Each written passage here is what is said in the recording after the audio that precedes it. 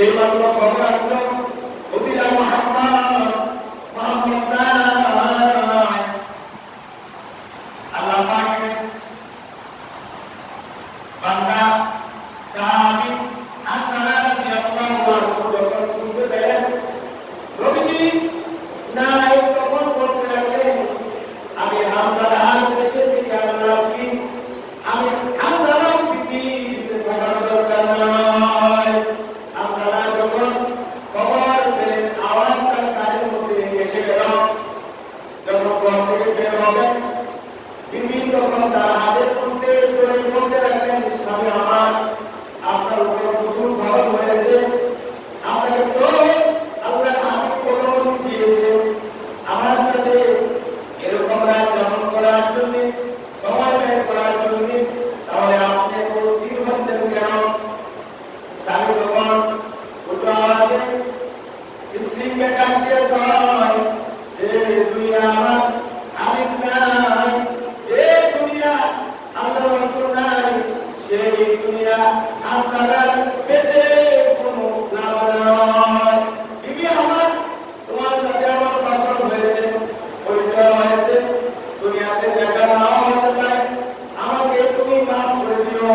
তুমি যদি আমার স্বামীর হুকুমের উপরে থাকো, তাহলে কিয়ামতের ময়দানে আল্লাহর সাথে তোমার যখন আল্লাহ পাক আমাকে তোমাকে এরকম সমস্ত মানুষ একে অপরের সাথে পরিচিত হবে, তখন তোমার সাথে সাক্ষাৎ হবে। এখন আর তোমার সাথে গল্প গুজবের সময় নাই। আমার হাতে তরবারিটা দাও। আমি তারা তরবারি হাতে করে নিয়ে বিবির সাথে বিদায় নিয়ে ওদের ময়দানে বেরিয়ে যায়। যুদ্ধ করতে করতে প্রথম রাত এবং দ্বিতীয় রাত যখন যুদ্ধ করলেন, প্রথম রাতে শহীদ হয়ে যায়, দ্বিতীয় রাতে আমরা অনেক কাফেরদেরকে এরকম ভাবে দুনিয়া থেকে বিদায় করলেন, নিজেও শহীদ হয়ে গেলেন। আমরা রাদিয়াল্লাহু আনহু শহীদ হয়ে যান। এই দিক থেকে নবী সাল্লাল্লাহু আলাইহি ওয়াসাল্লাম সাহাবীদেরকে বললেন, ও আমার সাহাবীরা, যারা শহীদ হয়েছেন তাদের নাম উল্লেখ করুন। এরকম আরো অনেক ঘটনা এই স্বর্গের সময়ের মধ্যে বিস্তারিত অন্যদিকে যাওয়া যাবে না। আল্লাহ হামজা রাদিয়াল্লাহু আনহু এরকম শহীদ হয়ে গিয়েছেন, আল্লাহ এখনো ঘোরাঘুরি হচ্ছে না, খুঁজে পাওয়া যাচ্ছে না। এই দিক থেকে ওনার বিবি চিন্তা করতে লাগলেন, আমার যদি যেতে দেরি হয়ে যায়, আর ওই দিকে আল্লাহ হাবিব অন্যান্য শহীদরত স্বামীর সাথে আমার স্বামীকেও এরকম ভাবে শহীদি মৃত্যু মনে করে নাপাক অবস্থায় যদি কবরে রেখে দেয়, আমরা বিভিন্ন পরবর্তীতে দৌড়ে বহু প্রান্তরের দিকে যাচ্ছেন। নবী এবং সাহাবায়ে কেরাম তারা নামাজগুলো একত্রিত করার কাজের মধ্যে তারা ব্যস্ত ছিলেন।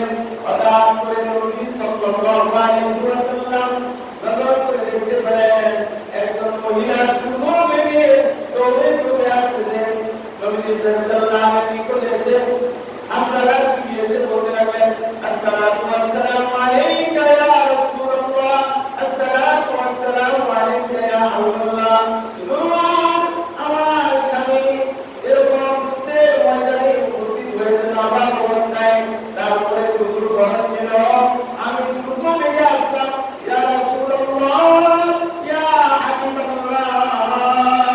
সেই গোসল করার ডাক্তার নাই, আমি তাকে গোসল করার জন্য বলেছিলাম। হে আমাদের উত্তর দেয় যে দুনিয়ায় নবী নাই, সেই দুনিয়ায় হামজার বেঁচে কোনো লাভ নাই। ইয়া রাসূলুল্লাহ, আমার আবেদন হলো আমার স্বামীকে গোসল ছাড়া আপনারা দাফন কার্য সমাধা করিয়েন না।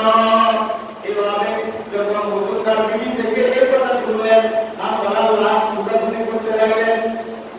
এরকম উহুদের সমস্ত ময়দান তল্লাশি করা হলো, কোথাও হামজার লাশ নাই।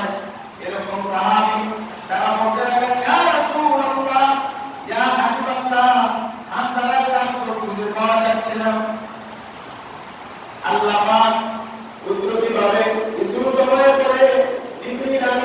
জানিয়ে দিয়ে বললেন যে বান্দা সে তার বিবির সাথে রাত যাপন করার পরে তার নিজের রাতকে আর মনে করে নেয়, নিজের শান্তিকে শান্তি মনে করে নেয়, বিবিকে আপন মনে না করে নবীকে সবচেয়ে আপন মনে করে বিবিকে লাভি মেরেছে।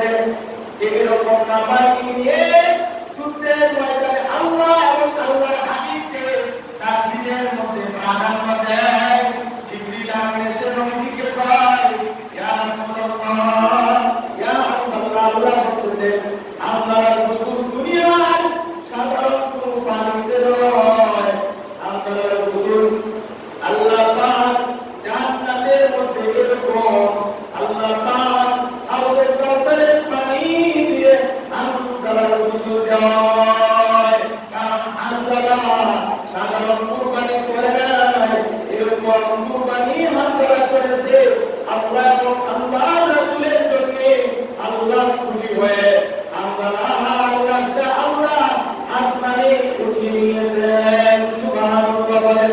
এরকম সাহাবী বলেন, যখন হামজালার রাত নিয়ে আসলো, আমি হামজালা রাদিয়াল্লাহু আনহু রাতের দিকে খেয়াল করলাম।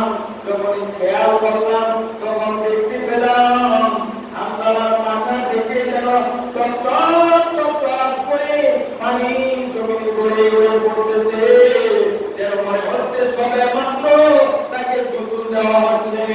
সুবহানাল্লাহ বলেন। তাহলে আল্লাহ এবং আল্লাহ রাসূলের জন্য কুরবানি হওয়া, কুরবানি দেওয়া, প্রতিজ্ঞা করা, এটা হলো দুনিয়া এবং দুনিয়ার মধ্যে সবচেয়ে ভালো কাজ।